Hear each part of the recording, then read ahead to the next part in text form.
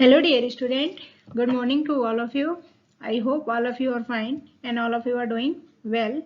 So welcome back to online study. In last class we have discussed about types of disease. That was I explained. Today we will see types of third types of disease, that is the acquired disease. So we have already discussed what is the congenital disease. So I hope that points were clear. Please listen it carefully and try to understand. So today we will discuss acquired disease, types of acquired disease. Okay. So come to let's see what we will see today. Today we will see acquired disease, types of acquired disease, that is the infectious or communicable disease, and non-infectious or non-communicable disease. So please try to understand it. I will explain and I will try to my best. Come, let's see what is acquired disease. Acquired disease are those, acquired का मतलब होता है प्राप्त करना. Acquired का मतलब क्या होता है? प्राप्त करना. सो डिजीज मतलब बीमारी. सो आप वर्ड से ही पता कर सकते हो कि जो एक्वायर्ड है वो क्या है. हम बाहर से चीजों को क्या करते हैं, लेते हैं, बाहर से चीजों को ऑब्टेन करते हैं. सो एक्वायर्ड डिजीज आर दो disease which develop after birth. ये जो एक्वायर्ड डिजीज है हमको बर्थ के बाद होता है. Acquired disease can be temporary और permanent. So it is developed after birth. Okay, and we come when it develop when we come in contact with environment or other people. So on the basis of types, on the basis of structures and disease, it is of two types. First है infectious disease or communicable disease, and second is non-infectious or non-communicable disease. You can see here types of acquired infectious disease, that is the bloodstream infection, ventilator associated pneumonia and urinary tract infection. ठीक है, ये सारे infectious disease हैं जो acquired disease के अंदर आते हैं. So come to point. Let's see what is infectious disease. So infectious का मतलब होता है कि आपको पता ही है, infectious मतलब जो infection से फैलता है, वैसा डिजीज जो क्या हो सके, एक इंसान के दूसरे इंसान के कांटेक्ट में आने से क्या हो, फैलता हो. So disease which can be transmitted from one individual to another directly or indirectly are called communicable or infectious disease. वह डिजीज जो एक इंडिविजुअल से दूसरे इंडिविजुअल में क्या होता है, ट्रांसफर होता है, या तो कांटेक्ट में आने में या तो किसी ट्रांसमिशन के द्वारा.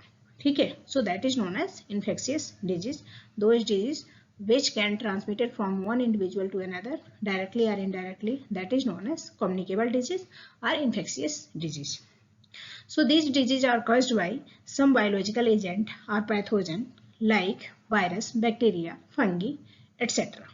ये जो डिजीज होते हैं, ठीक है, वो कुछ स्पेसिफिक एजेंट के द्वारा एक पर्सन से दूसरे पर्सन में क्या होते हैं, फैलते हैं. और जो मेन मोड है ट्रांसमिशन का वो क्या है, air, water, food. So let's see some example of infectious disease, that is the tuberculosis, cholera. ये जो होते हैं जिसको हम टीबी कहते हैं. ट्यूबरकुलोसिस क्या है, टीबी है. कॉलरा है जो आपने देखा होगा, जो खांसी जुकाम ये सब चीजें होती हैं, बुखार भी होता है. तो ये सब इन्फेक्शियस डिजीज है और ये वायरस, फंगी और बैक्टीरिया के द्वारा होते हैं. जब एक पर्सन जो इन्फेक्टेड पर्सन है दूसरे हेल्दी पर्सन के कांटेक्ट में आएगा तो उसको भी ये बीमारी हो जाएगी. So I hope these points are clear. Come to next. Let's see what is non-infectious disease. So non-infectious मतलब कि वैसा डिजीज जो क्या हो, इन्फेक्शन के द्वारा ना फैले. वैसा डिजीज जो इन्फेक्शन के द्वारा ना फैले उसको हम क्या कहते हैं, non infectious disease. So disease which can't transmitted from one individual to another directly or indirectly, that is known as non-communicable disease.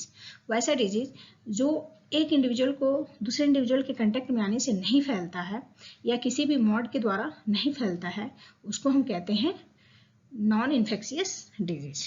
ठीक है. सो These diseases are restricted only the person who are suffering from them.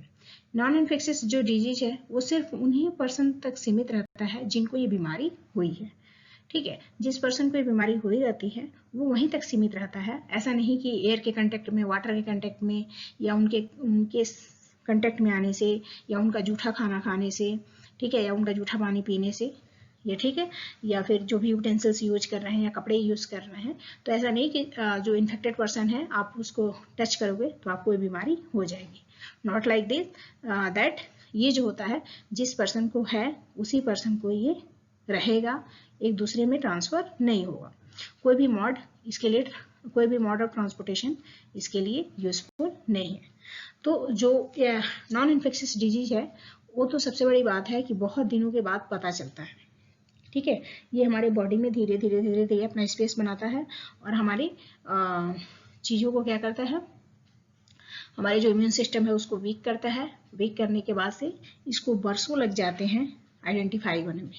यदि किसी person को diabetes है या heart problem है, ठीक है, या क्रोनिक या लंग प्रॉब्लम है, तो वो तुरंत पता नहीं चलेगा, क्योंकि आपको पता है कि हमको सर्दी जुकाम वगैरह ऐसी चीज़ें होती रहती हैं, तो हम सिर्फ यही समझ लेते हैं कि हो सकता हो वेदर चेंज हुआ हो, उसकी वजह से हमको सर्दी जुकाम हो गया है, ठीक है, या कहीं का कुछ खा लिए हैं या स्पेस चेंज किए हैं, तो ये सारी चीज़ें हमारे मन में भावनाएं रहती हैं, ठीक है।